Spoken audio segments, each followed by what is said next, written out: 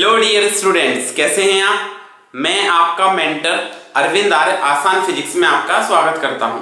तो crash course की series में हमने फ्रिक्शन स्टार्ट किया था पिछले लेक्चर में, जो बड़ा ही बेसिक लेक्चर था। जिनने वो लेक्चर अटेंड नहीं किया है, जिन बच्चों ने नहीं देखा है, वो उस लेक्चर को भी देख सकते हैं।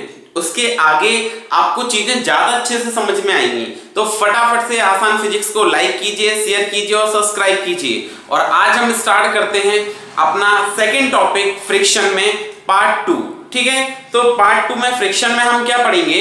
एक तो आपको कांटेक्ट फोर्सेस के बारे में पढ़ना है, दूसरा हम फ्रिक्शन को कैलकुलेट करना सीखेंगे। ठीक है, कांटेक्ट फोर्सेस पढ़ेंगे और फ्रिक्शन को कैलकुलेट करना सीखेंगे, घर्षण को ज्ञात करना सीखेंगे। जैसे फर्स्ट लेक्चर में हमने क्या पढ़ा था, सबसे पहले क्या पढ़ा था कि जो फ्रिक्शन है वो क्या होता है, उसके टाइप्स पढ़े थे, 3 टाइप्स पढ़े थे, है ना।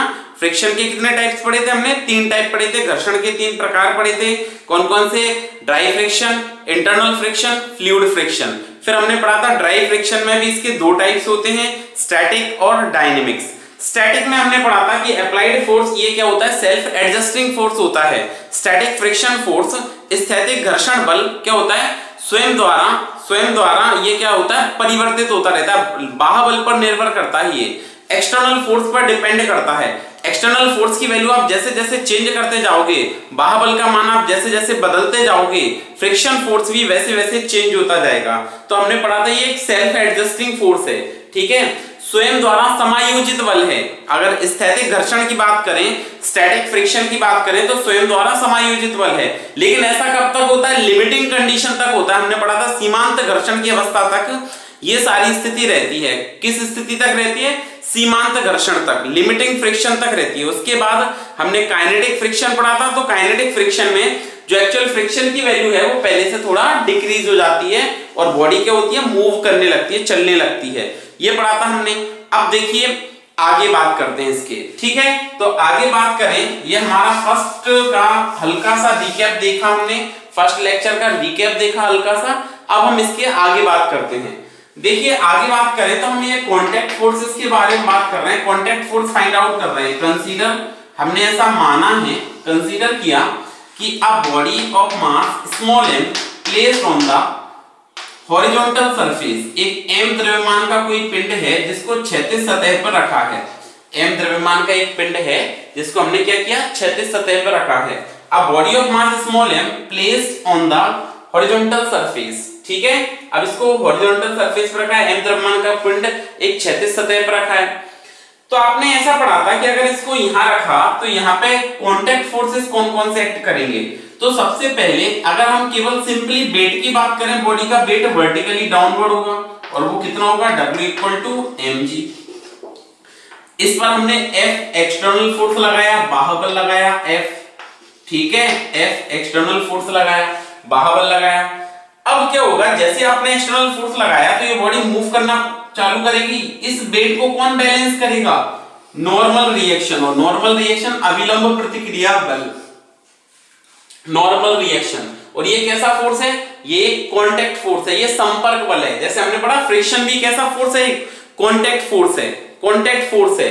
और या हम ऐसे भी कह सकते हैं कैसा बल है, संपर्क बल है। अच्छा, फिर देखो यहां पर एक और एक्सटर्नल फोर्स आपने जैसे लगाया तो यहाँ पे फ्रिक्शन फोर्स आएगा, इस पर घर्षण बल कार्य करने लग जाएगा। और ये जो फ्रिक्शन फोर्स है इसको हमने लिखा F। ये F क्या है, फ्रिक्शन फोर्स है।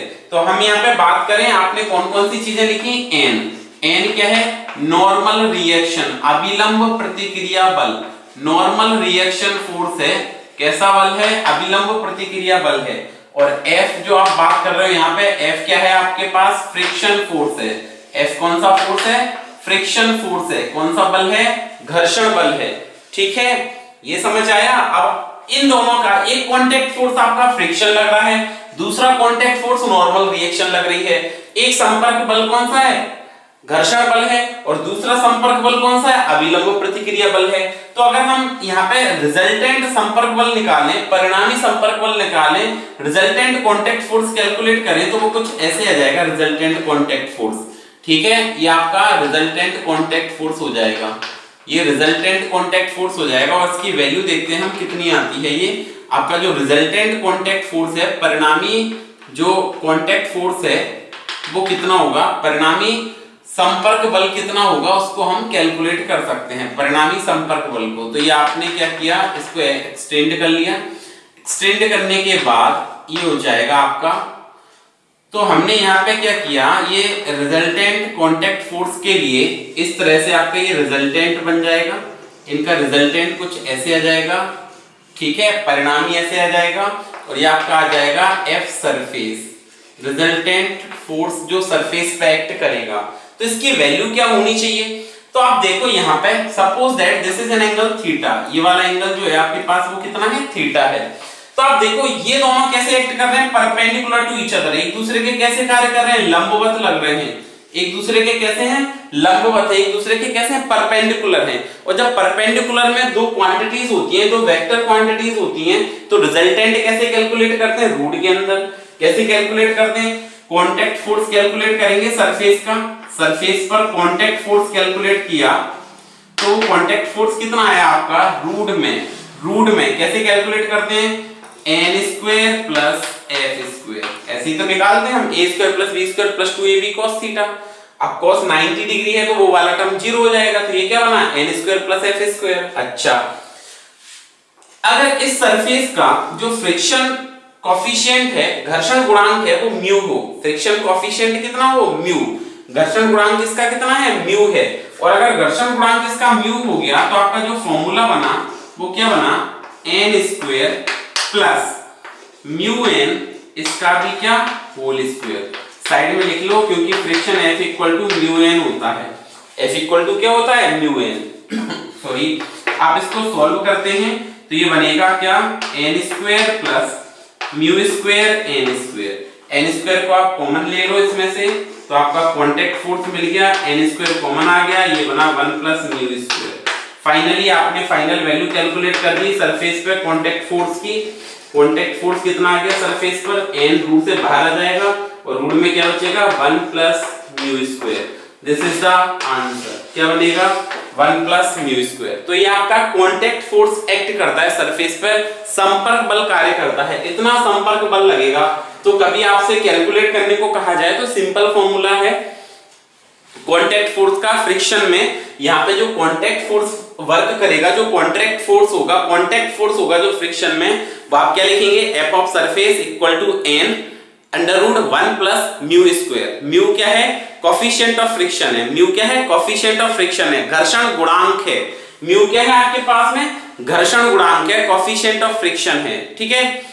फिर देखिए हम इस पर एक क्वेश्चन सॉल्व करते हैं, इसके बाद में एक क्वेश्चन सॉल्व करते हैं, फर्स्ट क्वेश्चन, जिससे आप एक बेसिक क्वेश्चन लेते हैं सबसे पहले, जिससे आपको फ्रिक्शन के बारे में एक बेसिक नॉलेज मिले, एक फ्रिक्शन के बारे में आप जानो कि फ्रिक्शन कैसे एक्ट करता है, कैसे वर्क करता है। कल हमने ये सारी चीजों को पढ़ा था थ्योरेटिकली, ठीक है, सारी चीजों को हमने थ्योरेटिकली जाना था, अभी हम उनको अप्लाई करेंगे with the help of numerical, ठीक है, इसके हेल्प से अप्लाई करेंगे, न्यूमेरिकल से की हेल्प से उनको आगे हम सॉल्व करेंगे। तो आप देखिए हम उनको कैसे सॉल्व कर सकते हैं आगे, आपके क्वेश्चन गिवन हैं, क्वेश्चन की हेल्प से हम सॉल्व करते हैं। अब बॉडी ऑफ मास, एक बॉडी है यहाँ पे, इसका मास हो गया आपका 2 kg, ठीक है, ये कितने kg की बॉडी है, 2 kg की। इसके लिए coefficient of static friction is 0.2, ठीक है, फॉर दिस सरफेस। ये एक हॉरिजॉन्टल सरफेस पर रखी है और हॉरिजॉन्टल सरफेस पर कोफिशिएंट ऑफ स्टैटिक फ्रिक्शन 0.2 है। दूसरी बात, कोफिशिएंट ऑफ काइनेटिक फ्रिक्शन जो गिवन है 0.15 है, कितना है, 0.15, ओके। आपको यहां पर क्या कैलकुलेट करना है, कैलकुलेट, आप जब calculate friction force, calculate friction force, calculate friction force when, calculate friction force when, पहला पॉइंट, F इक्वल टू का मतलब एक्सटर्नल फोर्स, कौन सा फोर्स है, एक्सटर्नल फोर्स है। एक्सटर्नल फोर्स आपके पास कितना है, पहली बात करें हम कि एक्सटर्नल फोर्स आपका कितना होगा, तो फर्स्ट कंडीशन में हमने लिखा 1 न्यूटन, ठीक है। सेकेंड कंडीशन में लिखा 1.96 न्यूटन। थर्ड कंडीशन में लिखा F इक्वल टू, ठीक है क्या, 2.25 न्यूटन। ये तीन कंडीशन है। Calculate friction force when external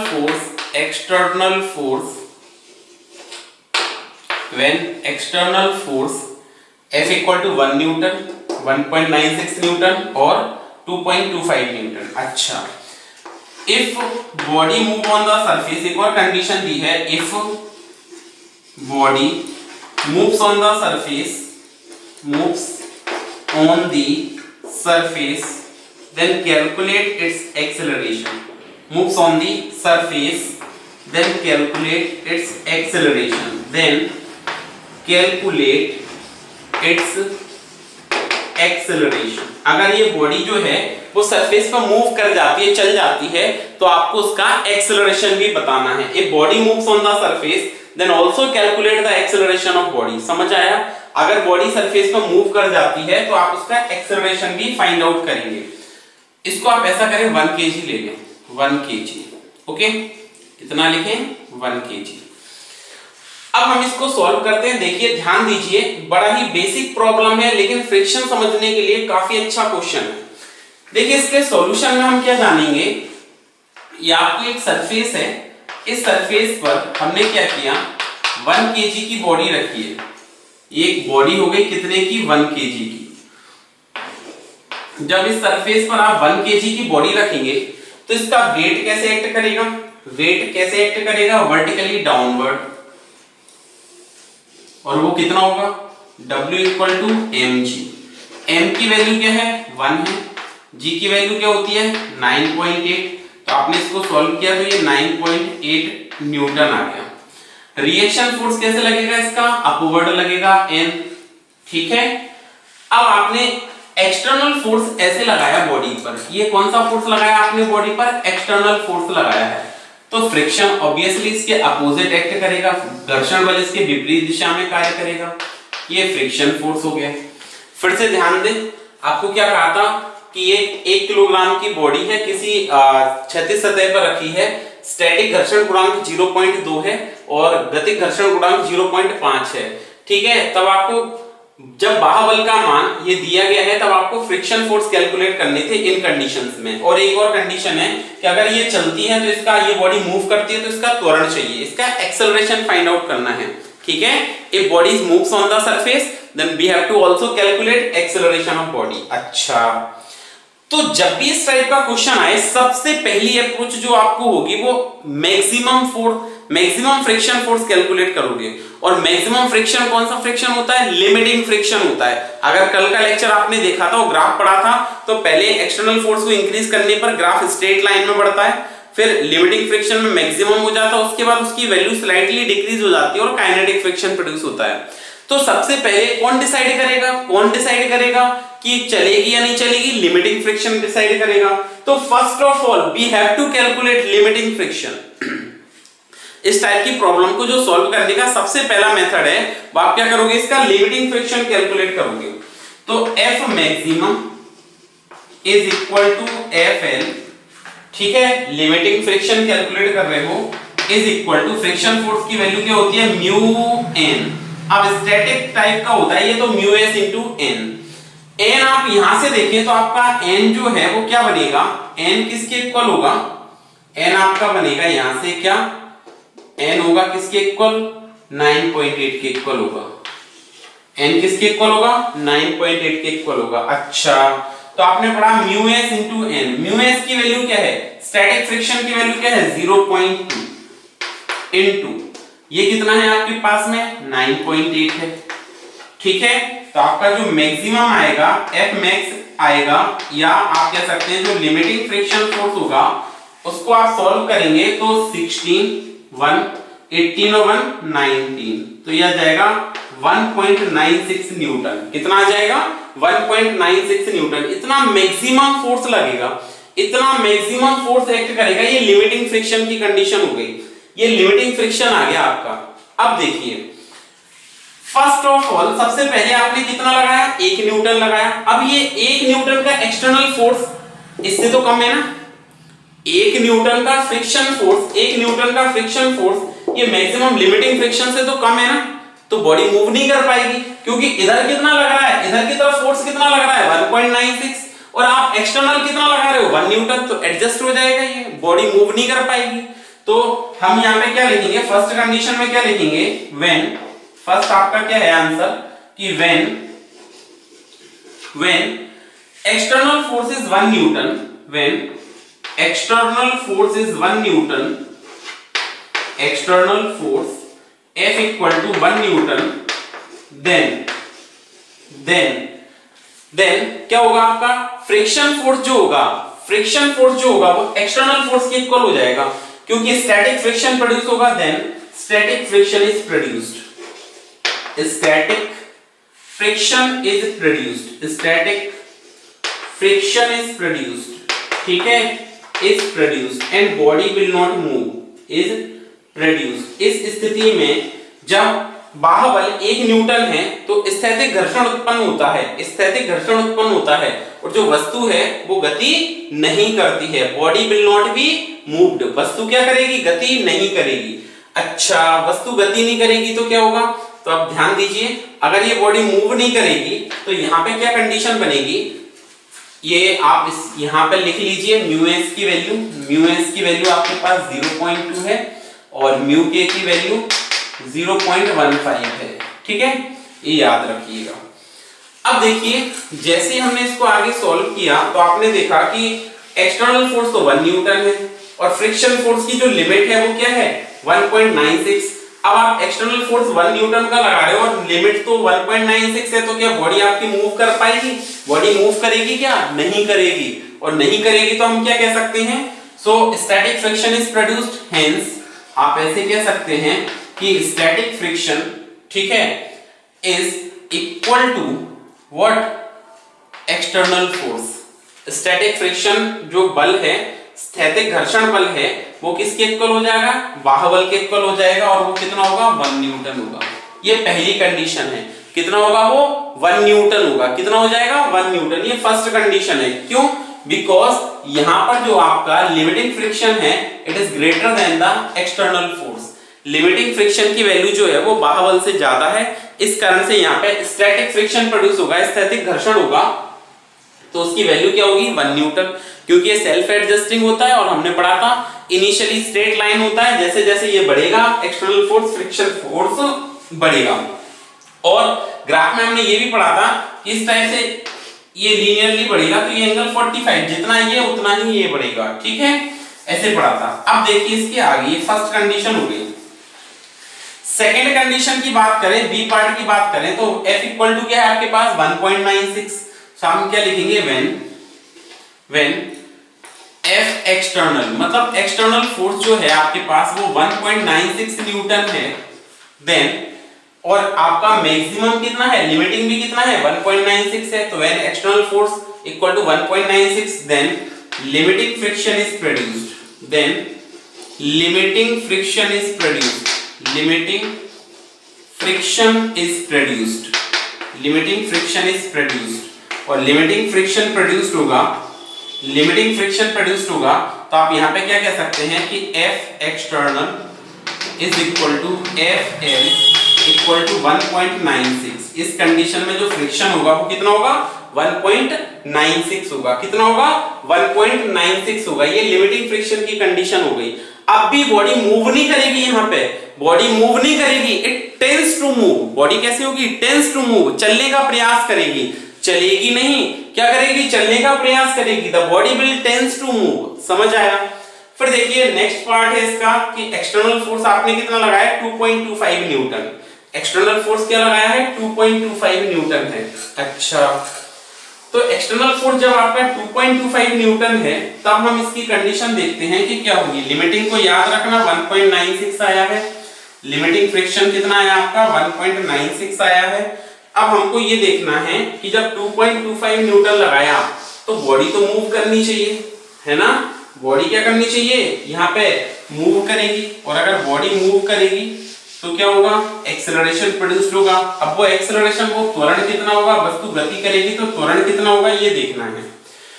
सो ध्यान दीजिए कि थर्ड पार्ट क्या है आपका, सी पार्ट की बात करें तो F external is greater than the limiting friction. F external is greater than the limiting friction. अगर बाह्य ज्यादा है और सीमांत घर्षण कम है, then kinetic friction is produced. Kinetic friction is produced, ये बॉडी मूव करेगी, काइनेटिक फ्रिक्शन इज प्रोड्यूस्ड, ठीक है। And body produced, and body starts moving, and body starts moving is produced, and body starts moving, चलना शुरू कर देगी, ठीक है। जो वस्तु है वो चलना शुरू कर देगी। तो यहां पर हम फ्रिक्शन अगेन कैलकुलेट करना पड़ेगा। F काइनेटिक तो याद क्या आएगा, म्यू के एन, क्या आएगा, म्यू के एन। और आपके पास म्यू के की वैल्यू क्या है 0.15, एन की वैल्यू क्या है 9.8। आप इसको सॉल्व करेंगे तो ये क्या आ जाएगा, क्या आएगा ये F के इक्वल टू, ठीक है, तो ये मल्टीप्लाई करें 0, 12, 137, 147, कितने के बाद, 3 के बाद डेसिमल है, तो आपका जो वैल्यू आई 1.47 न्यूटन।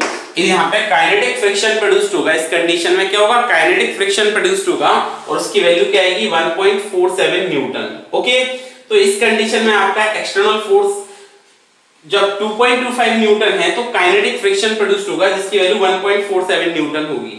अब इस काइनेटिक फ्रिक्शन प्रोड्यूस्ड होगा मतलब मूव करने लग गई। देखो लिमिटिंग कंडीशन में क्या थी ये वैल्यू 1.96, क्योंकि ये कोएफिशिएंट ऑफ फ्रिक्शन ज्यादा था, लेकिन जैसे ही मूव करने लग जाएगी तो हमने पढ़ा था ये फोर्स थोड़ा सा कम हो जाएगा, तो ये 1.47 हो गया।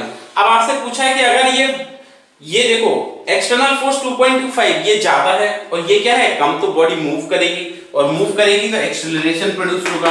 तो एक्सेलरेशन का फॉर्मूला फिर से वही याद रखो, सपोर्टिंग माइनस अपोजिंग। सपोर्टिंग क्या है, F एक्सटर्नल, याद है ना एनएलएम, ये आपका kinetic divided by total mass. Supporting कितना 2.25, अपोजिंग कितना minus 1.47 divided by total mass. Total mass कितना है 1 है। ये समझ आ गया आपको। अब देखिए तो एक्सेलरेशन यहाँ पे जो प्रोड्यूस्ड होगा उसकी वैल्यू क्या आएगी, आप इसको सब्ट्रैक्ट कर दें तो 50, 75, 78, तो ये आपका आ गया 0.78 मीटर पर सेकेंड स्क्वायर। इतने एक्सेलरेशन से ये मूव करेगी, ठीक है। 0.78 मीटर पर सेकेंड स्क्वायर, क्योंकि इसको मैंने अप्रोक्सीमेट, ओके, इसको एक बार सब्ट्रैक्ट करके देख लें 1.47, ठीक है, तो ये आपका आ जाएगा 15 1 17, ठीक है, और ये 0, तो 0.78, ठीक है, मीटर पर सेकंड स्क्वायर। तो इस टाइप के क्वेश्चनों को हम ऐसे सॉल्व करेंगे। अब एक प्रैक्टिस क्वेश्चन देखिए, ये आपको सॉल्व करना है। लाइव चैट में सभी बच्चे इसका आंसर देंगे। जो ये बच्चे लाइव चैट में आंसर बताएंगे इसको सॉल्व करें। हम इस पर नेक्स्ट क्वेश्चन सॉल्व करते हैं। नेक्स्ट क्वेश्चन क्या है, आपको एक ब्लॉक गिवन है फिर से, ठीक है, ये हॉरिजॉन्टल सरफेस पर एक ब्लॉक रखा हुआ है। This is an horizontal surface and a block of mass 10 kg is placed over the surface having coefficient of friction mu is equal to what, 0.1। mu की वैल्यू आपको यहाँ पे क्या है 0.1 है। सभी वही सेम कंडीशन पूछी है कि पहला है आपका एक्सटर्नल फोर्स। एग्जांपल क्या है, फाइंड बॉडी मूव और नॉट, फाइंड बॉडी मूव्स और नॉट, फाइंड बॉडी मूव्स और नॉट। ये वस्तु चलेगी या नहीं चलेगी आपको ये बताना है। कब, when external force is equal to 6 Newton. Second condition है when external force is equal to 10 Newton. Third condition है when external force is equal to 12 Newton, okay. और लास्ट कंडीशन है कि if body moves find acceleration, if body moves then find acceleration, if body moves then find acceleration of body, then find acceleration of body। ये आपको condition given है, ठीक है। Simple है, फिर से वही तरीका सेम मेथड से अप्लाई करना है। मैं जरा इसको फास्ट सॉल्व करता हूं ताकि हम ज्यादा से ज्यादा क्वेश्चन सॉल्व कर पाएं। ये कितना आएगा आपका 100 mg से कितना हो गया 100। नॉर्मल रिएक्शन कैसे अपवर्ड लगेगा, ये आपने एक्सटर्नल फोर्स लगाया है इस पर F एक्सटर्नल, तो फ्रिक्शन फोर्स इसके कैसे लगेगा अपोजिट लगेगा, ये फ्रिक्शन फोर्स एक्ट कर रहा है। अब देखिए एक एक करके सॉल्व करते जाइए। तो हमने क्या बताया था, सबसे पहले हम कौन सी कंडीशन फाइंड आउट करेंगे, सबसे पहले हम कौन सी कंडीशन फाइंड आउट करेंगे, लिमिटिंग की। मैक्सिमम फ्रिक्शन फोर्स निकालेंगे तो F maximum equal to F limiting, ठीक है, और वो कितना होता है limiting, mu S into N, mu S into N. Mu की वैल्यू कितनी है आपके पास में 0.1 है, और एन की वैल्यू क्या है, एन यहां से आपके पास क्या आएगा, एन इक्वल टू 100 न्यूटन, क्या आएगा आपके पास, एन इक्वल टू 100 न्यूटन। ये इसको बैलेंस कर देगा, तो एन की वैल्यू हमने कितना लिखा 100 लिखा, इसको सॉल्व करेंगे तो ये 10 न्यूटन आ जाएगा, ठीक है। ये फ्रिक्शन की वैल्यू कितनी आ गई आपके पास में 10 न्यूटन आ गई, ठीक है। अब 10 न्यूटन आ गई तो देखो यहाँ पे एक्सटर्नल फोर्स कितना है 6 न्यूटन है। चलेगी क्या बॉडी, मूव करेगी क्या, नहीं करेगी, और नहीं करेगी तो यहाँ पे स्टैटिक फ्रिक्शन प्रोड्यूस होगा। तो पहली कंडीशन क्या है कि जब आपके पास एक्सटर्नल फोर्स 6 न्यूटन है then static friction is produced, then क्या होगा, static friction is produced, static friction produced होगा and body will not move, friction produced and body will not move, produced and body will not move, body will not move, वस्तु नहीं चलेगी, body will not move. और self adjusting होता है, ये self adjusting है, तो हम क्या कह सकते हैं कि जो आपके पास लिमिटिंग स्टैटिक फ्रिक्शन है वो एक्सटर्नल फोर्स के इक्वल हो जाएगा, और वो कितना होगा आपके पास में 6 न्यूटन, ठीक है, फर्स्ट कंडीशन। सेकंड है एक्सटर्नल फोर्स आपको किसके इक्वल है, एक्सटर्नल फोर्स जो है वो आपका लिमिटिंग के इक्वल है, equal to Fl equal to F maximum, limiting friction के इक्वल है। इसका मतलब है ये कौन सी कंडीशन हो गई, लिमिटिंग कंडीशन हो गई, कौन सी कंडीशन हो गई, ये बॉडी पे लिमिटिंग फ्रिक्शन कंडीशन हो गई। Again body will not move but tends to move, limiting friction condition हो गई, ये कौन सी कंडीशन हो गई, लिमिटिंग फ्रिक्शन कंडीशन हो गई। और लिमिटिंग फ्रिक्शन कंडीशन हो गई तो फ्रिक्शन फोर्स एक्सटर्नल फोर्स के इक्वल होता है, और वो कितना हो जाएगा आपके पास में 10 न्यूटन हो जाएगा, ठीक है। नेक्स्ट थर्ड कंडीशन है एक्सटर्नल फोर्स आपके पास कितना है 12 न्यूटन है। अब यहाँ पर देखो दोनों कंडीशन में कोएफिशिएंट ऑफ फ्रिक्शन सेम कह रहे हैं, सेम कह रहे हैं, तो यहाँ पे बॉडी क्या करेगी, स्लिप करेगी, क्या करेगी, स्लिप करेगी, और स्लिप करेगी तो इसकी वैल्यू फाइंड आउट करते हैं हम। लिमिटिंग कितना है 10 है, तो फ्रिक्शन की वैल्यू सेम गिवन है, लिमिटिंग की वैल्यू कितनी है 12 गिवन है। तो नेक्स्ट लास्ट कंडीशन में आपके इस कंडीशन में क्या होगा कि जो एक्सटर्नल फोर्स है वो लिमिटिंग फोर्स से ज्यादा हो गया, और एक्सटर्नल फोर्स जब लिमिटिंग फोर्स से ज्यादा हो जाएगा तो बॉडी आपकी क्या करने लग जाएगी, मूव करने लग जाएगी, ठीक है। बॉडी क्या करेगी, यहाँ पे मूव करेगी, मूव करेगी तो हम यहाँ पे क्या लिखेंगे, सी पॉइंट में F एक्सटर्नल जो है वो ग्रेटर देन Fl, और ठीक है इक्वल टू F मैक्सिमम, ठीक है, इनके ग्रेटर है, ये दोनों इक्वल है, ये दोनों इक्वल है, लेकिन इनसे एक्सटर्नल फोर्स इससे ज्यादा है, so kinetic friction is produced. क्या होगा यहाँ पे, kinetic friction is produced, kinetic friction is produced, यहाँ पे काइनेटिक फ्रिक्शन प्रोड्यूस्ड होगा। क्या होगा, काइनेटिक फ्रिक्शन प्रोड्यूस्ड होगा।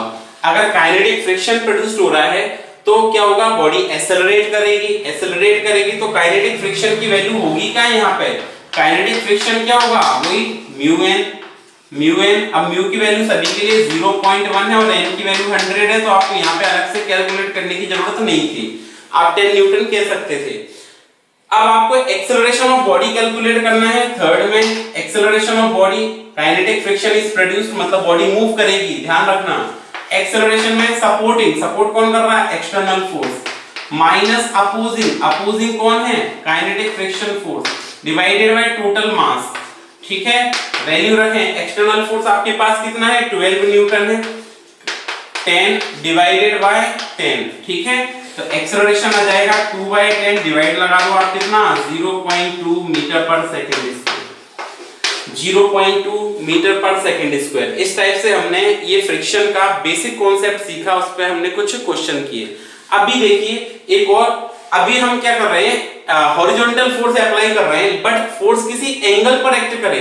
फोर्स कैसा हो, हॉरिजॉन्टल फोर्स एक्ट ना करे बॉडी पर, फोर्स कैसे एक्ट करे, एट सर्टेन एंगल। हम जो बॉडी पर फोर्स लगाएं वो कैसे एक्ट करे, सर्टेन एंगल पर एक्ट करे, तब ये कैसे बिहेव करेगी, बॉडी कैसे मूव करेगी नहीं करेगी, इसको हमें बिहेवियर पढ़ना है, ठीक है।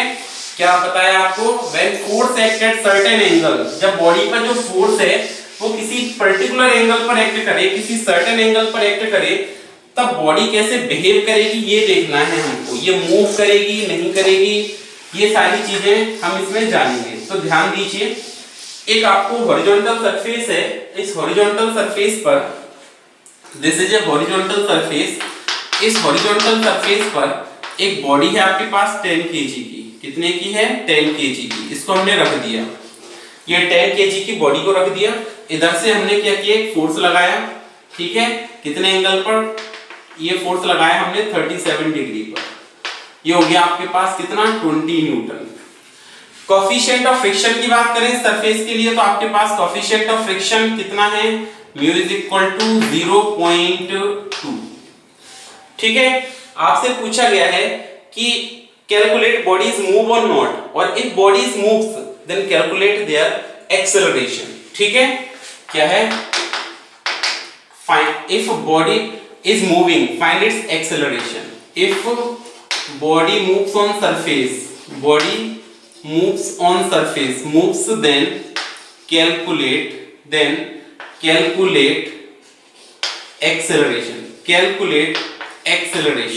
ठीक है, अगर ये बॉडी मूव करेगी तो आपको इसका एक्सेलरेशन फाइंड आउट करना है।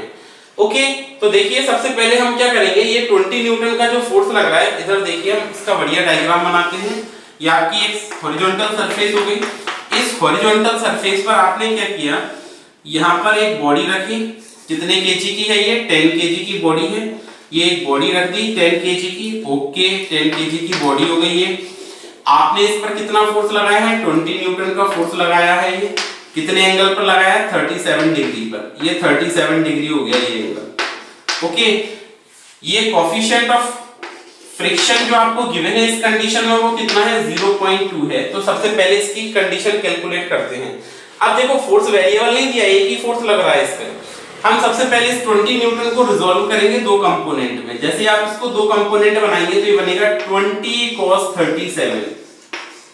ठीक है, और ये क्या बनेगा? 20 sin 37। ओके, ये दो कंपोनेंट बन गए, 20 cos 37, 20 sin 37। ये समझ आया? अच्छा, अब देखिए ये 20 cos 37 को आप रिजॉल्व करोगे तो cos 37 की वैल्यू क्या होती है? 4/5। क्या होगी? 4/5। इसको हमने कैंसिल कर दिया तो 4 टाइम्स कैंसिल हो गया, ये लगा आपका 16 न्यूटन।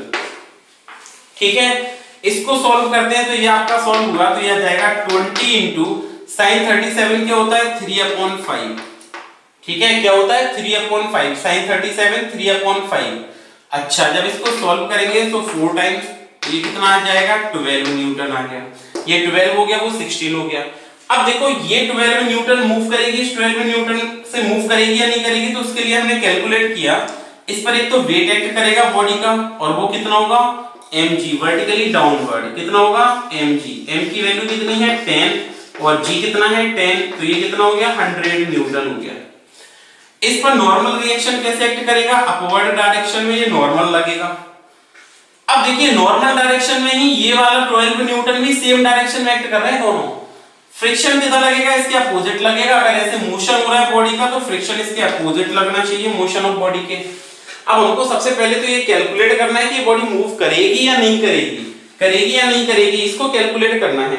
ये कैलकुलेट करने के लिए हमने क्या पढ़ा था? आपको क्या कैलकुलेट करना पड़ेगा? F maximum. क्या?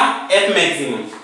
अच्छा, तो एफ मैक्सिमम कैलकुलेट करने के लिए एन चाहिए सबसे पहले। तो यहाँ पे एन कितना है? हम इससे लिखे तो एन प्लस ये n प्लस और कौन सा फोर्स लग रहा है ऊपर? 12 न्यूटन। तो 12 इक्वल टू क्या? mg से बैलेंस हो रहा है, तो mg कितना है? 100 है। इस पे ट्रांसफर करो, n इक्वल टू 100 माइनस 12 मतलब कितना आ गया? 88 न्यूटन। कितना आ गया ये? 88 न्यूटन। ठीक है, नॉर्मल रिएक्शन की वैल्यू आ गई 88 न्यूटन। अब आपको मैक्सिमम कैलकुलेट करना है, तो एफ मैक्सिमम की वैल्यू क्या होती है? Mu N. Mu N, mu की वैल्यू कितनी है? 0.2 है। एन की वैल्यू क्या है? 88 है। इसको सॉल्व करें तो 16 1 16 और 1 17। दो की बाद सॉरी एक के बाद डेसिमल है तो इसकी वैल्यू आ गई आपकी कितनी? 17.6 न्यूटन। कितना आ गया? 17.6 न्यूटन। ओके, ये मैक्सिमम फोर्स कैलकुलेट कर लिया आपने। तो एक्सटर्नल फोर्स कितना लग रहा है यहाँ पे 16 न्यूटन, इस डायरेक्शन में एक्सटर्नल कितना लग रहा है 16 Newton, that is body will not move. क्यों नहीं करेगी? बिकॉज एफ मैक्सिमम जो है, ठीक है, इक्वल टू लिमिटिंग फ्रिक्शन जो है वो ग्रेटर देन है किसके? एक्सटर्नल फोर्स के, एफ एक्सटर्नल के। जो बाह्य है वो क्या है? कम है, और जो हम फ्रिक्शन फोर्स एक्ट कर रहा है इस बॉडी पर वो ज्यादा है, इसलिए बॉडी मूव नहीं करेगी। और मूव नहीं करेगी तो स्टैटिक फ्रिक्शन प्रोड्यूस होगा, मतलब ये रेस्ट में रहेगी बॉडी। कैसे रहेगी? रेस्ट में रहेगी। कैसे रहेगी? रेस्ट में रहेगी। और रेस्ट में रहेगी तो यहाँ पर आप क्या करेंगे कि जो बॉडी रेस्ट में रहेगी इसका मतलब कौन सा फ्रिक्शन होगा? Static friction equal to F external equal to क्या? ये एक्सटर्नल एफ एक्सटर्नल और एक्सटर्नल कितना है 16 न्यूटन है, तो यहाँ पे फ्रिक्शन फोर्स भी कितना होगा 16 न्यूटन होगा। कितना होगा? 16 न्यूटन होगा। ये तो मैक्सिमम तक जा सकता है, कितने तक जा सकता है 17.6। अगर हम इसको फोर्स को बढ़ाएं और तो ये यहां तक जा सकता है, लेकिन अभी आपकी ये वैल्यू कितनी आ रही है? आपने जो मैक्सिमम फोर्स अप्लाइड किया है यहाँ पे वो 16 न्यूटन किया है, लेकिन लिमिटिंग कितना है 17.6 है। तो यहाँ पर ये सेल्फ एडजस्टिंग फोर्स है, हमने पढ़ाया था static friction is self adjusting force. जैसे जैसे आप इसकी वैल्यू बढ़ाओगे वैसे वैसे स्टैटिक की बढ़ेगी। ये कितना हो गया 16 न्यूटन। ठीक है, ये समझ आया। अब देखिए इसी टाइप के एक और क्वेश्चन देखते हैं। अभी हमने ये सर्टेन एंगल पर कितने भी फोर्स लगा दें कोई इफेक्ट नहीं पड़ेगा। देखिए ध्यान दीजिए, और हम फोर्स लगाएं इस पर। और एक और क्वेश्चन देखिए आपको गिवन है, इसमें भी आपको सेम कंडीशन कैलकुलेट करनी है कि बॉडी मूव करेगी या नहीं करेगी, और करेगी तो एक्सेलरेशन क्या होगा। ठीक है, नेक्स्ट एग्जांपल भी क्या है आपका सेम एग्जांपल है कि कैलकुलेट बॉडीज मूव और नॉट। आपसे क्या पूछा है? कैलकुलेट बॉडीज मूविंग और नॉट, और if body moves then calculate static friction. ठीक है, अगर बॉडी मूव नहीं करेगी तो स्टैटिक होगा, और बॉडी मूव करेगी तो क्या होगा? यहाँ पे एक्सेलरेशन होगा। एक्सेलरेशन होगा मतलब क्या होगा? त्वरण होगा। ठीक है, तो ध्यान दीजिए क्या कंडीशन है। एग्जांपल क्या है? If bodies moves calculate, sorry क्या है? If body moves then calculate, if body moves then calculate acceleration of body. ठीक है, अगर कोई वस्तु है वो गति करती है तो उसका त्वरण ज्ञात कीजिए, एक्सेलरेशन फाइंड आउट करना है। ये आपको कंडीशन है। ये हॉरिजॉन्टल सरफेस हो गई, इस हॉरिजॉन्टल सरफेस पर आपका एक बॉडी रखी हुई है 2 kg की। ठीक है, ये कितने की है? 2 kg की है। कोफिशिएंट ऑफ स्टैटिक फ्रिक्शन या फ्रिक्शन का कोफिशिएंट यहाँ पे 0.5 है। आपने यहाँ पे एक फोर्स लगा रखा है इस पर, कितने का? 10 न्यूटन का। कितने एंगल पर? At an angle of 37 degree. Okay, अब यहाँ पे भी एक फोर्स एक्ट कर रहा है। ये भी हमने एक फोर्स लगाया है यहाँ पे। कितना लगाया है? ये 40 न्यूटन लगाया है, और ये एंगल वर्टिकल से फॉर्म कर रहा है, वर्टिकल से। और कितना एंगल फॉर्म कर रहा है? ये 53 डिग्री। 53 डिग्री। आपको सबसे पहले तो ये बताना है बॉडी मूव करेगी या नहीं करेगी, और करेगी तो एक्सेलरेशन क्या होगा। क्या बताना है? बॉडीज मूव्स और not. If body is moving then calculate their acceleration. ठीक है, तो ध्यान दीजिए इसको सॉल्व करना कैसे है। हमने क्या किया? इसके फिर से 2 कंपोनेंट कर दिए, इसके 2 घटक बना दिए इस तरह से। जैसे इसके आपने 2 कंपोनेंट किए तो ये क्या बना? 10 cos 37, और ये क्या बना? 10 sin 37। ठीक है, इसके भी आपको कंपोनेंट करने पड़ेंगे अब, लेकिन फोर्स तो नीचे की तरफ लग रहा है ना, तो इसके कंपोनेंट रेजोल्यूशन इस तरह से होगा कुछ ऐसे। ठीक है, ये 53 है तो अल्टरनेटिंग इंटीरियर एंगल से ये भी कितना बनना चाहिए? ये 53 बनना चाहिए। ठीक है, कितना बनेगा? 53 डिग्री एक्ट करेगा। तो ये आपका कितना हो गया? 40 cos 53, 40 cos 53, और ये कितना? 40 sin 53। ये 2 कंपोनेंट बने, इधर की तरफ साइन और इधर की तरफ cos। अब सबसे पहले हम इसमें क्या क्या और एक्ट करेगा? एक तो बॉडी का वेट एक्ट करेगा। वेट कितना होगा? डाउनवर्ड होगा, और कितना होगा? mg। तो ये वेट होगा mg, m कितना है? 2, तो ये आ जाएगा 20 न्यूटन। यहाँ पे ये नॉर्मल रिएक्शन एक्ट करेगी अपवर्ड डायरेक्शन में n। ठीक है, अब देखिए ये फोर्स भी इधर लग रहा है और ये भी इधर लग रहा है, तो ऑब्वियसली फ्रिक्शन इसके अपोजिट डायरेक्शन में एक्ट करना चाहिए, फ्रिक्शन Fs, या सिंपली हम इसको F लिखें। अब सबसे पहले तो हमें ये कैलकुलेट करना है कि बॉडी मूव करेगी या नहीं करेगी। उसके लिए आपको किसकी जरूरत है, F मैक्सिमम की, और F मैक्सिमम कैलकुलेट करने के लिए आपको क्या चाहिए, n चाहिए। तो ये n की वैल्यू कैलकुलेट करनी है, तो n की डायरेक्शन में पहले फोर्स देखते हैं कौन कौन से हैं। एक तो ये n लग रहा है, एक tan sin 37 है, तो आपने क्या लिखा, ये दोनों सेम डायरेक्शन में, तो लिखा n plus tan sin 37 equal to, बस दो ही तो लग रहा है। और देखिए और कोई फोर्स है क्या, और कोई फोर्स है क्या, एक तो n है और एक tan sin है, ये इधर है और ये भी इधर है। अब डाउनवर्ड की बात करें तो एक तो mg है और एक 40 cos 53 है, तो हमने लिखा mg कितना है 20 प्लस 40 cos 53, 40 cos 53, तो n प्लस 10 sin 37 क्या 3/5 इक्वल टू 20 प्लस 40 cos 53 कितना, cos 53 कितना, cos 53 होता है 4/5, सॉरी cos 53 क्या 3/5, ठीक है। sin 37 कितना 3/5 और cos 53 भी कितना 3/5। अच्छा हमने ये कैंसिल कर दिया 2 टाइम्स, तो n प्लस 6 आ गया इक्वल टू 20, 5 से 8 टाइम्स तो कितना आ जाएगा प्लस 24। n की वैल्यू चाहिए तो ये कितना आ जाएगा 44 माइनस 6, ठीक है, सब्ट्रैक्ट कर दो तो 44 में से तो ये आया आपका 38 न्यूटन।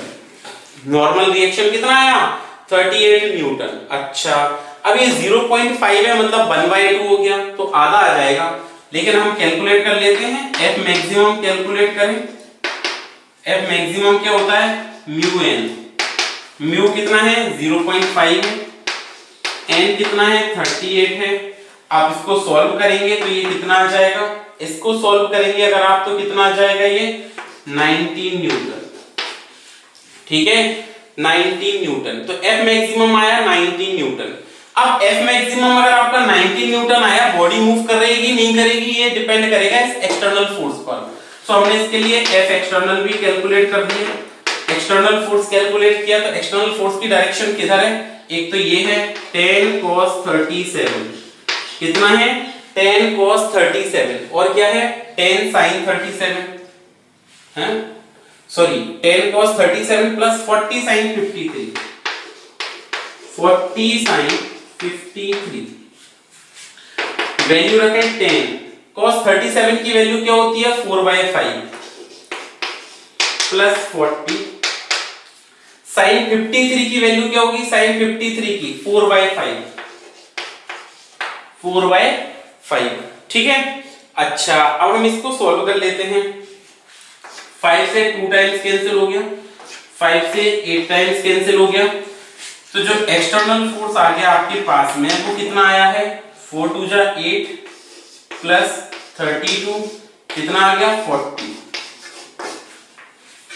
तो एक्सटर्नल फोर्स कितना आ गया 40 और फ्रिक्शन कितना है 19, मैक्सिमम फ्रिक्शन 19 है जो किसके इक्वल है लिमिटिंग के इक्वल है।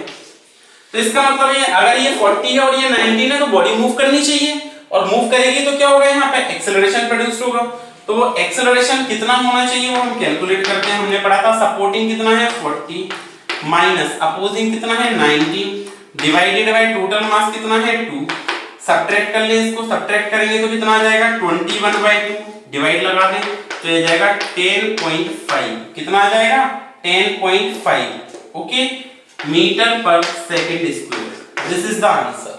तो हमने ये फ्रिक्शन का कुछ बेसिक कॉन्सेप्ट सीखा कि हम ऐसे कैलकुलेट कर सकते हैं फ्रिक्शन में, फर्स्ट टाइप की प्रॉब्लम्स ऐसे हो सकती हैं। तो देखिए नेक्स्ट क्वेश्चन देखते हैं हम लोग, काफी अच्छा क्वेश्चन है ये, ध्यान दीजिए। एक आपको क्वेश्चन क्या गिवन है, a body is placed on the inclined plane, एक कोई वस्तु है, एक कोई m मास का ब्लॉक है, उसको हमने क्या किया है इंक्लाइंड प्लेन पर रखा है।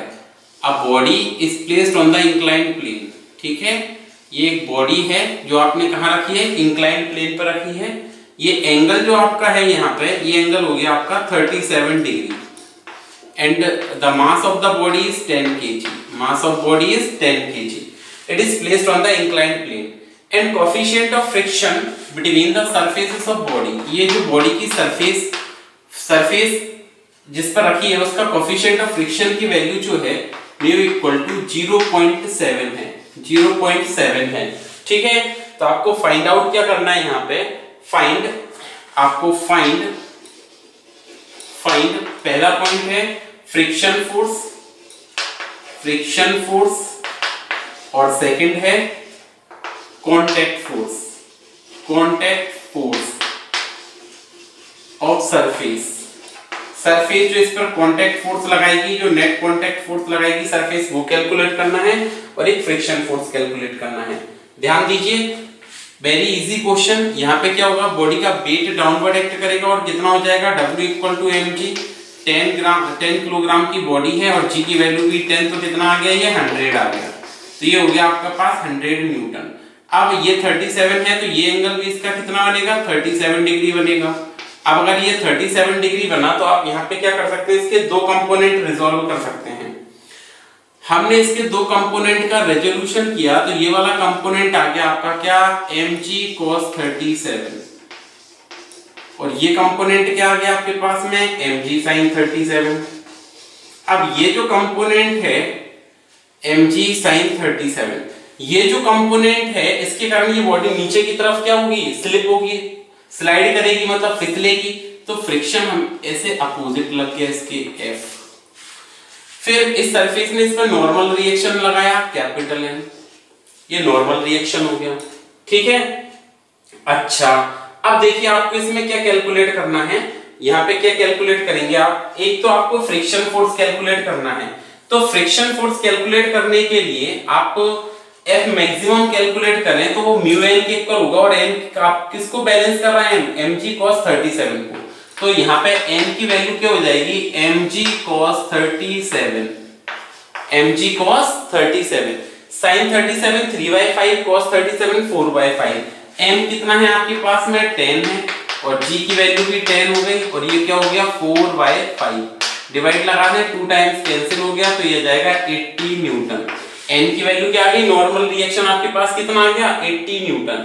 अब आप यहाँ पे F मैक्सिमम कैलकुलेट करें, F मैक्सिमम की वैल्यू क्या आ गई आपके पास में, म्यू n, म्यू कितना है 0.7 है और n कितना है 80 है, तो ये जाएगा आपका कितना 56 न्यूटन। कितना आ जाएगा 56 न्यूटन। एक्सटर्नल फोर्स की बात कर लेते हैं एक बार कि एक्सटर्नल फोर्स क्या आएगा, तो F एक्सटर्नल इक्वल टू जो जिसके कारण ये स्लिप करेगी mg sin 37, क्या आएगा mg sin 37, और sin 37 की वैल्यू बताइए, sin 37 की वैल्यू क्या होती है, तो हम sin 37 लिखेंगे 10 into 3/5, 5 से कैंसिल कर दिया 2 टाइम्स, 2 3 जा 6, 60 न्यूटन। तो आपके पास जो ये डाउनवर्ड फोर्स लग रहा है ये 60 न्यूटन है और ये 56 न्यूटन है, मतलब बॉडी क्या करेगी, मूव करेगी। ठीक है, बॉडी यहाँ पे मूव करेगी, और मूव करेगी तो हम इसका एक्सेलरेशन कैलकुलेट कर सकते हैं। अगर आप इसका एक्सेलरेशन कैलकुलेट करना चाहते हैं तो आप एक्सेलरेशन क्या आएगा, a इक्वल टू सपोर्टिंग कितना है आपके पास में, एक्सटर्नल कितना है 60 माइनस अपोजिंग कितना है 56 डिवाइडेड बाय टोटल मास 10। आप सब्ट्रैक्ट करें इसको तो कितना आ जाएगा, ये 4/10 आ जाएगा, मतलब 0.4 मीटर पर सेकंड स्क्वायर। इतना एक्सेलरेशन प्रोड्यूस्ड होगा बॉडी में, इतना क्या होगा, एक्सेलरेशन प्रोड्यूस्ड होगा। ओके, अच्छा अब आपको कांटेक्ट फोर्स कैलकुलेट करना है, तो कांटेक्ट फोर्स का फॉर्मूला पढ़ा था हमने। ये कांटेक्ट फोर्स ऐसे एक्ट करेगा इस पर, ये डाउनवर्ड जा रही है तो ऐसे एक्ट करेगा, ये फ्रिक्शन फोर्स और ये दोनों हमने कांटेक्ट फोर्स कैलकुलेट किए थे। तो यहाँ पे F of surface contact force की वैल्यू क्या होगी, सरफेस फोर्स की वैल्यू क्या होगी, n√1 प्लस म्यू स्क्वायर, ये हमने फॉर्मूला पढ़ा था, n√1 प्लस म्यू स्क्वायर। अब आपका नॉर्मल रिएक्शन कितना आया है 80, ठीक है, नॉर्मल रिएक्शन आपके पास कितना आया है 80। अच्छा, n की वैल्यू 80 है, √1 प्लस म्यू कितना है 0.7 का स्क्वायर। ओके, अब आप इसको आगे सॉल्व करेंगे। जब आप इसको सॉल्व करने के लिए जाएंगे आगे, तो ये देखिए क्या बनेगा, इसको हमने आगे सॉल्व किया। सॉल्व करने पर ये टर्म बना आपका कुछ इस प्रकार से बनेगा, F surface force on the surface क्या आएगा इज इक्वल टू 80 और रूट 1 प्लस 0.49। इसको सॉल्व कर दे तो ये आएगा 80 रूट में 1.49, ठीक है, क्या आएगा 1.49। ओके, तो ये आ जाएगा आपका लगभग 1.2। इसको आप सॉल्व करोगे तो ये कितना बनेगा 1.2, 80 इंटू 1.2 नियर अबाउट इतना बनेगा ये 1.2। तो आप मल्टीप्लाई करें 0, 16, 1, 8 और 1 9, तो it is about 96 newton, nearly equal to 96 newton इसका आंसर आ जाएगा। तो अगर हम कांटेक्ट फोर्स कैलकुलेट करना चाहें, एक्सेलरेशन कैलकुलेट करना चाहें इंक्लाइंड प्लेन पर, तो इस प्रकार से हम इसको कैलकुलेट कर सकते हैं। अब देखिए एक और क्वेश्चन इस पर देखते हैं, नेक्स्ट क्वेश्चन देखते हैं। नेक्स्ट क्वेश्चन क्या है, a body is placed on the inclined plane. एक कोई बॉडी है, उसको आपने कैसे रखा इंक्लाइंड प्लेन पर, sorry a body is placed on the horizontal surface. ये सरफेस हो गई, एक हॉरिजॉन्टल सरफेस हो गई, m मास की बॉडी रख दी, इसका कोएफिशिएंट ऑफ फ्रिक्शन म्यू है, हमें कैलकुलेट करना minimum force required to move the body. क्या है क्वेश्चन, क्या है, calculate minimum force, calculate minimum force to move the body, minimum force to move the body, to move body. इस body को चलाने के लिए आपको मिनिमम फोर्स चाहिए, ठीक है, ये आपने क्या लगाया है म्यू है। अब देखिए आपको ये आपको डायग्राम भी गिवन है, ये हमने फोर्स लगाया है F, ठीक है, to move the body, minimum force चाहिए टू मूव द बॉडी, और ये एंगल है आपका कितना थीटा है। अगर हम इसको मिनिमम फोर्स से चलाना चाहते हैं, इस बॉडी को मिनिमम फोर्स से चलाना चाहते हैं, तो हमें क्या करना पड़ेगा, इसके दो कंपोनेंट करने पड़ेंगे। देखिए आप कैसे सॉल्व करेंगे, आप इसके क्या करें, फर्स्ट ऑफ ऑल दो कंपोनेंट करें, दो कंपोनेंट करेंगे तो ये आपका क्या आएगा F cos थीटा, और ये वाला कंपोनेंट क्या आएगा F sin थीटा। ये आ गया F cos थीटा और F sin थीटा। क्वेश्चन फिर से सुनिए, calculate the minimum force to move the body and also calculate the direction of force. वस्तु पर लगाया गया न्यूनतम बल ज्ञात कीजिए जिससे कि हम उसको चला सकें। वस्तु पर लगाया गया न्यूनतम बल ज्ञात कीजिए जिससे कि हम वस्तु को क्या कर सकें, चला सकें। और दूसरी कंडीशन में क्या पूछा है कि उस वस्तु का क्षैतिज के साथ कोण भी बतलाइए। क्या करना है आपको, क्षैतिज के साथ कोण बताना है और मिनिमम फोर्स कैलकुलेट करना है, किसके लिए, बॉडी को मूव करवाने के लिए। बॉडी को मूव करवाने के लिए क्या करना है आपको, मिनिमम फोर्स कैलकुलेट करना है, minimum force required to move the body and calculate with the angle with horizontal. अच्छा, इसके लिए तो देखो इस पर वेट कैसे एक्ट करेगा, बॉडी का वेट कैसे एक्ट करेगा, downward W equal to mg। Normal reaction upward लगेगी n। यहां पर फ्रिक्शन, अगर आप ये फोर्स इधर अप्लाई कर रहे हैं तो फ्रिक्शन इसके अपोजिट एक्ट करेगा F।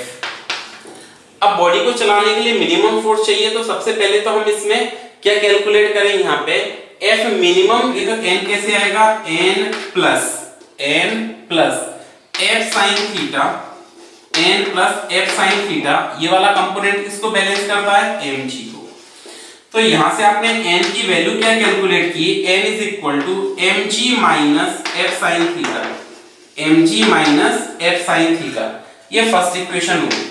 अब अगर आप ये फ्रिक्शन फोर्स कैलकुलेट करना चाहते हैं, इस F की वैल्यू कैलकुलेट करना चाहते हैं, तो ये क्या आएगा, फ्रिक्शन फोर्स FL या F मैक्सिमम होगा, और ये मैक्सिमम फोर्स किसके इक्वल होगा, म्यू n के इक्वल होगा। और म्यू n की वैल्यू क्या है आपके पास में, mg minus F sin theta, mg minus F sin theta, ये FL आ गया। मैं देखिए सारे फोर्स लगा दिए, mg डाउनवर्ड और ये F sin theta, F cos theta, ये फ्रिक्शन फोर्स अपोजिट डायरेक्शन में। अब आप देखिए आपको इसको सॉल्व करने के लिए सबसे पहले किसकी वैल्यू चाहिए, n की वैल्यू चाहिए।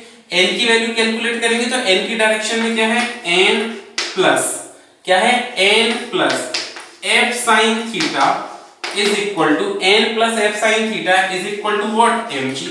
इसको ट्रांसफर करिए, so n is equal to क्या जाएगा, mg minus F sin theta. Okay, ये आपकी क्या होगी, फर्स्ट इक्वेशन हो गई। इसके बाद देखिए आगे, अब हम फ्रिक्शन फोर्स कैलकुलेट करेंगे, लिमिटिंग फ्रिक्शन कैलकुलेट करेंगे, तो FL equal to F maximum और ये लिमिटिंग फ्रिक्शन किसके इक्वल होता है, म्यू एन के इक्वल होता है। लिमिटिंग फ्रिक्शन की वैल्यू आपकी किसके इक्वल होती है, म्यू एन के इक्वल होती है। अच्छा जी, सो म्यू हमने इसकी वैल्यू लिखी म्यू और एन की वैल्यू फर्स्ट इक्वेशन से पुट करेंगे तो ये क्या है, mg minus F sine theta. क्या है, mg minus F sine theta, ये सेकेंड इक्वेशन है। अब ये बॉडी मूव करेगी तो मूव करेगी, इसका मतलब ये वाला जो कंपोनेंट है फोर्स का वो किससे, इस लिमिटिंग फ्रिक्शन फोर्स से ज्यादा होना चाहिए, इससे ज्यादा होना चाहिए। टू मूव अ बॉडी, हम क्या लिखेंगे, to move a body, body को चलाने के लिए, वस्तु को चलाने के लिए आपका जो कंपोनेंट है एफ कॉस थीटा, ये क्या होना चाहिए, ग्रेटर देन और इक्वल टू होना चाहिए किसके, एफ मैक्सिमम के, फ्रिक्शन फोर्स या लिमिटिंग फ्रिक्शन से। इसकी वैल्यू पुट करें सेकंड इक्वेशन से तो ये क्या बना, F cos theta greater than और इक्वल टू एफ मैक्सिमम क्या है, mu mg minus F sine theta. Okay, इसको हम सॉल्व करेंगे तो यह जाएगा F cos theta greater than और equal to mu mg minus mu F sine theta. इसको इधर ट्रांसफर कर ले इस वाले टर्म को, तो यह जाएगा एफ कॉस थीटा और ये क्या बना प्लस, क्या बना plus mu F sine theta, mu F sine theta greater than equal to mu mg। अब आप ध्यान दीजिए कि इसमें से क्या कॉमन आ रहा है, दोनों टर्म में से f कॉमन आया तो यहाँ पे क्या बचा, cos theta plus mu sine theta. f greater than equal to आप क्या लिखेंगे, mu mg divided by, mu mg divided by क्या बनेगा, cos theta plus mu sine theta, cos theta plus mu sine theta. अब अगर आप mathematics के बच्चे हैं तो बड़े इजी गोइंग इसका आंसर कैलकुलेट कर सकते हैं। For force to be minimum, इसकी वैल्यू मिनिमम होने के लिए डिनोमिनेटर क्या होना चाहिए, मैक्सिमम होना चाहिए। इस बल का मान न्यूनतम होने के लिए इसके हर का मान क्या होना चाहिए, अधिकतम होना चाहिए। For force to be, force ये क्या, फोर्स क्या होना चाहिए, मिनिमम होना चाहिए, तो ये क्या होना चाहिए, मैक्सिमम होगा। अच्छा, तो मैक्सिमम होगा तो मैक्सिमम होगा तो हम क्या कर सकते हैं यहाँ पे कि इसको आपको मैक्सिमाइज करना है। और मैक्सिमाइज कैसे कर सकते हैं, तो थोड़ा सा ये याद रखना, मैक्सिमम और मिनिमा का जो कॉन्सेप्ट कहता है, मैथ्स में एक टर्म आएगा मैक्सिमम मिनिमा। मैक्सिमम मिनिमा क्या कहता है कि आपका a sin theta plus b cos theta, b cos theta, इसकी मिनिमम वैल्यू ग्रेटर देन और equal to minus root a square plus b square होती है। लेकिन लेस देन और इक्वल टू जो मैक्सिमम वैल्यू है वो लेस देन और इक्वल टू रूट में a square plus b square होती है। ठीक है ना, तो अगर आप इस टर्म को देखें तो यहां पर क्या लिखा है, म्यू साइन थीटा, क्या लिखा है, mu sine theta plus cos theta, mu sine theta plus cos theta. इसकी वैल्यू जो है वो ग्रेटर देन और इक्वल टू, एक की जगह आपका क्या है म्यू, तो यह जाएगा माइनस म्यू। ठीक है, तो म्यू स्क्वायर प्लस 1 इससे बड़ी होगी बट लेस देन और equal to root mu square plus 1। ये इसकी कौन सी वैल्यू है, मिनिमम, और ये कौन सी वैल्यू है, मैक्सिमम। ये कौन सी वैल्यू है, मिनिमम, और ये कौन सी है, मैक्सिमम। एक तरीका तो ये है, आप यही सीख लें तो ज्यादा सही है। दूसरा तरीका ये है, इसको मैक्सिमम करने के लिए, इसको मैक्सिमम करने के लिए आपको क्या करना पड़ेगा, इसका डिफरेंशियल करना पड़ेगा। क्या करना पड़ेगा, डिफरेंशिएशन करना पड़ेगा इस टर्म का थीटा के रिस्पेक्ट में, और वो डिफरेंशियल किसके, जीरो के इक्वल पुट करके आप फाइनल वैल्यू को कैलकुलेट कर सकते हैं। दूसरा तरीका क्या है, इसको थीटा की वैल्यू का डिफरेंशियल करके आप इसको क्या कर सकते हो, कैलकुलेट कर सकते हो। तो देखो, इसको कैलकुलेट करने के लिए आपको एफ मिनिमम चाहिए, एफ मिनिमम। तो एफ मिनिमम क्या आएगा, mu mg divided by mu mg divided by mu square plus 1, ये आंसर आ गया। Mu mg divided by mu square plus 1, ये इसकी कौन सी वैल्यू हो गई, मिनिमम वैल्यू हो गई। इतना फोर्स आप अप्लाई करना पड़ेगा आपको, कम से कम इतना फोर्स अप्लाई करना पड़ेगा इसको मूव कराने के लिए, वस्तु को चलाने के लिए। ठीक है, दूसरा तरीका देखो, मिनिमम के लिए ये मैक्सिमम होना चाहिए, मैक्सिमम होना चाहिए। तो दूसरा तरीका ये है, आपको जो बताया है, आप क्या करें, इसका डिफरेंशिएशन कर दें और उसको ग्रेटर देन और इक्वल टू जीरो या जीरो के इक्वल पुट कर दें। क्या लिखेंगे हम, dy d theta, dy d theta. दूसरा तरीका ये है, dy डी थीटा किसका, cos theta plus mu sine theta, cos theta plus mu sine theta equal to क्या होना चाहिए, जीरो। अच्छा, थीटा के रिस्पेक्ट में cos थीटा का minus sine theta, plus mu constant है साइन थीटा का क्या कॉस थीटा इक्वल टू 0। ये डिफरेंशियल हो गया, कॉस थीटा का minus sine theta, mu constant है साइन का कॉस, इसको इधर ट्रांसफर कर दो तो ये बनेगा mu sine theta sorry mu cos theta equal to sine theta, mu cos theta equal to क्या साइन थीटा। तो यहां से म्यू की वैल्यू क्या आ गई साइन अपॉन कॉस मतलब tan थीटा। तो आपने एंगल कैलकुलेट कर लिया कि tan theta mu equal to क्या आ गया tan थीटा। तो थीटा की वैल्यू क्या आ गई आपके पास में tan इनवर्स म्यू, ये एंगल आ गया। ठीक है, ये क्या आ गया एंगल। बट आपको इनकी वैल्यूज कैलकुलेट करनी थी, तो इनकी वैल्यू कैलकुलेट करने के लिए आप इसका यूज करेंगे और यहाँ पे एक राइट एंगल ट्रायंगल फॉर्म करेंगे। वैसे मैंने कैलकुलेट करके बता दी, लेकिन आप अगर टोटल सॉल्व करना चाहते हैं तो tan थीटा इक्वल टू क्या होता है परपेंडिकुलर अपॉन बेस। तो ये वैल्यू क्या आ जाएगी पाइथागोरस थ्योरम से 1 प्लस म्यू स्क्वायर, क्या आ जाएगी 1 प्लस म्यू स्क्वायर। अब आप यहां से cos थीटा की वैल्यू कैलकुलेट करें तो cos थीटा इक्वल टू क्या होता है बेस अपॉन हाइपोटेन्यूज। बेस कितना है 1, ये एंगल क्या हो गया थीटा, तो बेस कितना है 1 डिवाइडेड बाय हाइपोटेन्यूज रूट में 1 plus mu square. Sine theta चाहिए तो साइन थीटा क्या होता है परपेंडिकुलर अपॉन बेस, परपेंडिकुलर कितना है mu sorry perpendicular upon hypotenuse लंब बटे कर्ण, और ये क्या है रूट में 1 प्लस म्यू स्क्वायर। ठीक है, रूट में 1 प्लस म्यू स्क्वायर। ये समझ आ गया। आप इसकी फाइनल वैल्यू यहां पे पुट करें और आंसर आएगा। ठीक है, तो देखिए मैं पुट करके भी बता देता हूं। दूसरा तरीका तो वो था हमने सॉल्व कर लिया जो पहले, दूसरा तरीका क्या है इसके बाद में वो देख रहे हैं हम। तो इसके बाद आप इसकी वैल्यू पुट करें, वैल्यू पुट करें यहाँ पे। जब आप इसकी वैल्यू पुट करेंगे तो ये क्या बनेगा f equal to mu m g divided by cos theta. cos theta क्या है 1 upon root 1 plus mu square. ठीक है, प्लस म्यू साइन थीटा, तो प्लस म्यू साइन थीटा की वैल्यू क्या है म्यू अपॉन ठीक है रूट में 1 plus mu square, 1 plus mu square. ये समझ आ गया। अच्छा, आप इसको आगे सॉल्व करेंगे तो ये क्या बना f is equal to mu m g divided by LCM ले लें इसका तो ये आ जाएगा रूट 1 प्लस म्यू स्क्वायर। यहाँ पे क्या बचा 1 प्लस का म्यू स्क्वायर, क्या बचा 1 प्लस का म्यू स्क्वायर।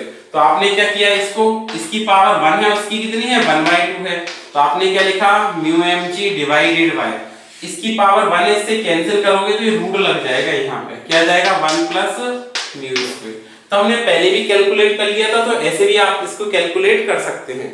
तो निश्चित रूप से मैं उम्मीद करता हूं कि आपने ये सेशन एंजॉय किया होगा।